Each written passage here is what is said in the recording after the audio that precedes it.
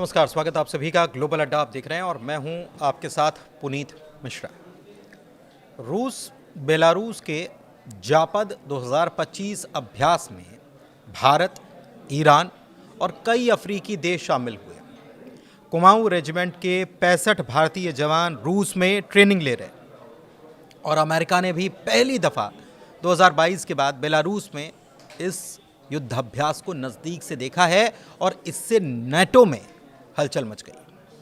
रूस और यूक्रेन के बीच जंग 3.5 साल से जारी और इस बीच रूस और बेलारूस की ज़मीन पर दुनिया की नज़रें टिकी हुई हैं। दोनों देशों के बीच जापाद 2025 ZAPAD इसे नाम दिया गया है 2025 इस नाम का एक बड़ा सैन्य अभ्यास चल रहा है और इस बड़े सैन्य अभ्यास में भारत भी शामिल हुआ है।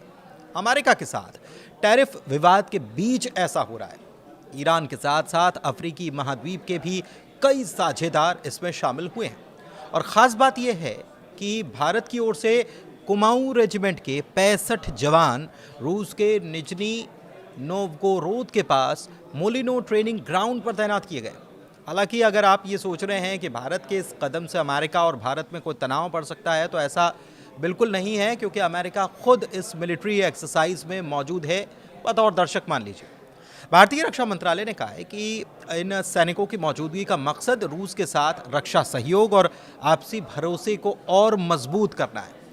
यहाँ भारतीय जवान अपने रूसी साथियों के साथ संयुक्त प्रशिक्षण, टैक्टिकल ड्रिल और हथियार संचालन की खास टेक्निक्स को साझा करेंगे। पहले जहां जापाद अभ्यास को सिर्फ रूस और बेलारूस के बीच की कवायद माना जाता था, वहीं अब इसमें Bharat, Iran, Bangladesh, Burkina Faso, Congo और माली जैसे देश भी इसमें शामिल हो गए। अमेरिका भी ऑब्जर्वर के तौर पर पहुंचा है।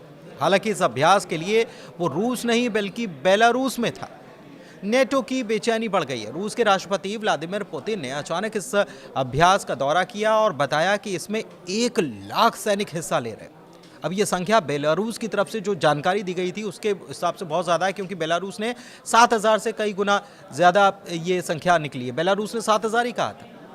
इधर नाटो के पूर्वी मोर्चे पर पहले से ही तनाव को बना हुआ है और पिछले हफ्ते रूस के 21 ड्रोन पोलैंड की हवाई सीमा में दाखिल भी हुए थे और इसके बाद से वार्सा ने सीमा बंद करने और 40,000 सैनिकों को तैनात करने का ऐलान भी किया था। यानी कि टेंशन इस वक्त अगर देखा जाए तो सबसे ज़्यादा बनी हुई है। और इस बार सबसे चौंकाने वाला पहलू ये रहा है कि अमेरिका ने भी इस पूरे अभ्यास को पहली बार 2022 के बाद नज़दीक से देखा है। पेंटागन ने पुष्टि की है कि उसके रक्षा अटैची ने बेलारूस में आयोजित डिस्टिंग्विश्ड विजिटर्स डे में हिस्सा लिया है। अमेरिकी अधिकारियों ने बेलारूस के रक्षा मंत्री विक्टर क्रैनिकोव से हाथ मिलाया और रूस के करीबी इस देश के साथ कूटनीतिक वार्मिंग अप का संकेत दिया है।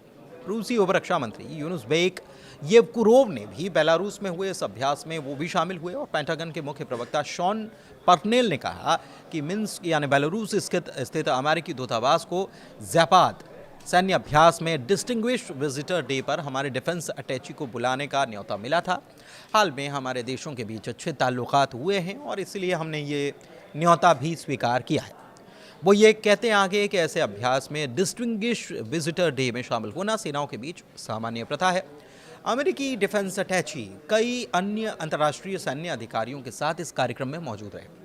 समय की वजह से आने वाले नए अटैची और जाने वाले पुराने अटैची दोनों इसमें साथ शामिल हो पाए। अब अमेरिका शामिल क्यों हुआ, इसको लेकर भी और चिंता हो रही है, क्योंकि विशेषज्ञ मानते हैं कि अमेरिकी राष्ट्रपति डोनाल्ड ट्रंप बेलारूस को रूस से अलग करने की कोशिश कर रहे हैं। हालांकि ये रणनीति सफल होना बहुत मुश्किल मानी जाती है। एक और संभावना ये मानी जा रही है कि ट्रंप बेलारूस के और रूस के करीबी रिश्तों का फ़ायदा उठाकर यूक्रेन युद्ध खत्म करने के लिए कोई समझौता कराने की कोशिश में लगे हुए। इसी सिलसिले में ट्रंप ने हाल ही में बेलारूस की एयरलाइन बेलाविया पर लगे प्रतिबंध हटाए और बदले में मिन्स्क ने 52 राजनीतिक बंदियों को रिहा किया। भारत की रणनीतिक अहमियत भी समझ लीजिए। भारत का रूस के साथ रक्षा सहयोग दशकों पुराना है और भारत ने यूक्रेन युद्ध के बीच रूस से बड़े पैमाने पर तेल खरीदा है। हालांकि अमेरिका और यूरोप लगातार भारत को रूस से दूर करने की कोशिश में लगे हुए हैं।